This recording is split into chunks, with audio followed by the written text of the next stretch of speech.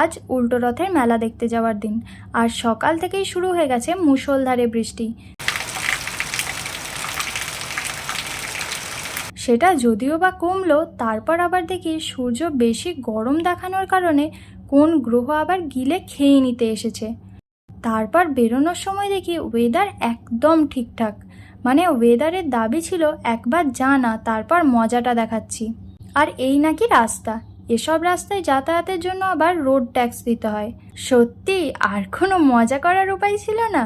আর যাওয়ার পথে দেখছিলাম বৃষ্টির কারণে রাস্তার দুধারের জমিগুলো ভয়ঙ্কর সুন্দর এক রূপ ধারণ করেছে। আসলে প্রকৃতির থেকে সুন্দর আর কিছুই নেই। Hello and welcome back to my channel explorer Suhani. আজকে আছি ময়ালে উল্টো রথের মেলা দেখতে। আমি বেশ কয়েকদিন ধরেই ভাবছিলাম যে উল্টো রথের মেলা দেখতে কোথায় যাব।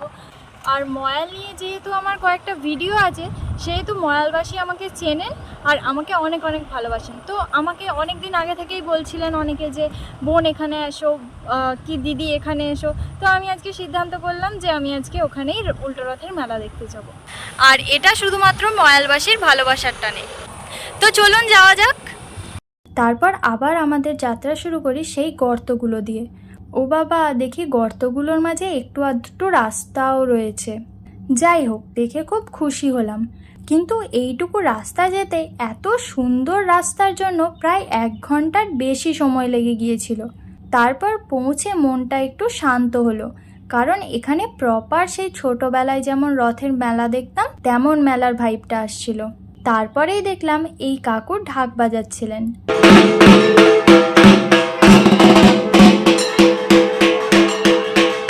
আর এই যে ময়াল পার্কের সামনে দাঁড়িয়ে রয়েছে রথটা দেখতেও বেশ সুন্দর। এবার রথ টানা হবে। গ্রামবাসীরা লম্বা একটা দড়ি ধরে দাঁড়িয়ে আছেন। যেই ক্রেজটা এতদিন মিস করছিলাম, সেটা কিন্তু আজ দেখতে পাচ্ছি। তার জন্য থ্যাংক ইউ ময়াল। আর এই যে বাতাসা ছোঁড়া শুরু হয়ে গেছে, আর মানুষজন সেগুলো কুড়োতে ব্যস্ত। সত্যি খুব ভালো লাগছে। আর যারা আমাকে এখানে আসতে বলেছিলেন তাদের সবাইকে আন্তরিকভাবে ধন্যবাদ।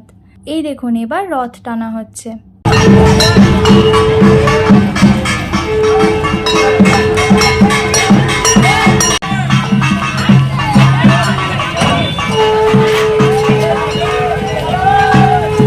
আর ওই দাদা যিনি ওপরে উঠে আছেন, কারেন্টের তারগুলো সরিয়ে দিচ্ছিলেন যাতে কোনো রকম দুর্ঘটনা না ঘটে। আর ভিড়টা দেখুন আস্তে আস্তে বেড়েই চলেছে। রথ তো দেখালাম, এবার একটু মেলা দেখানো যাক। মেলাটি হচ্ছিল ময়ালের যে হাই স্কুল আছে তার ঠিক পাশেই। এই যে এই ফুচকার দোকানটা থেকে শুরু হচ্ছে মেলার দোকান। প্রথমে ফুচকা, তার পাশে ছিল ঘুগনির দোকান। আর এটা হচ্ছে ময়ালের হাই স্কুল। তার বাঁদিকে ছিল একটা ছোট্ট দোকান মেলা উপলক্ষে। তার থেকে এগিয়ে ডান দিকেই ছিল জিলাপির দোকান।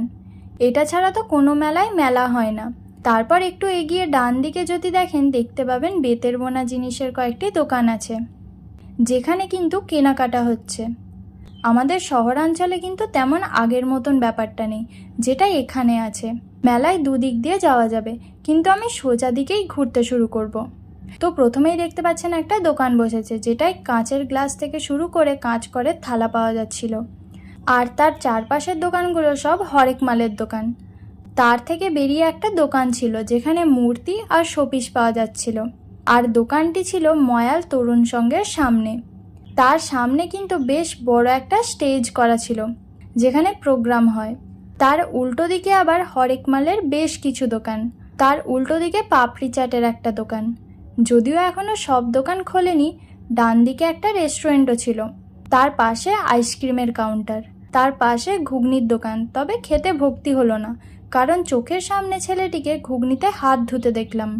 আর এখানে বাচ্চাদের একটা হেলিকপ্টারের রাইড ছিল। তার পাশে আর একটা চাটের দোকান। আর পাশে ছিল ভেলপুরির দোকান। উল্টো দিকে ছিল একটা জুসের দোকান। তার উল্টো দিকে হরেক মালের দোকানের রাজত্ব। সেখানেই একটু ছোটবেলার স্মৃতিতে ফিরে যাওয়ার চেষ্টা করলাম। তারপর এসেছিলাম পাঁশকুড়ার চপের দোকানে, যার পাশে ছিল জিলাপির দোকান। কিন্তু আমার পাঁশকুড়ার চপটাই বেশি ভালো লাগে, তাই 10 টাকা দিয়ে ওটাই নিয়েছিলাম। খেতে ভালো, কিন্তু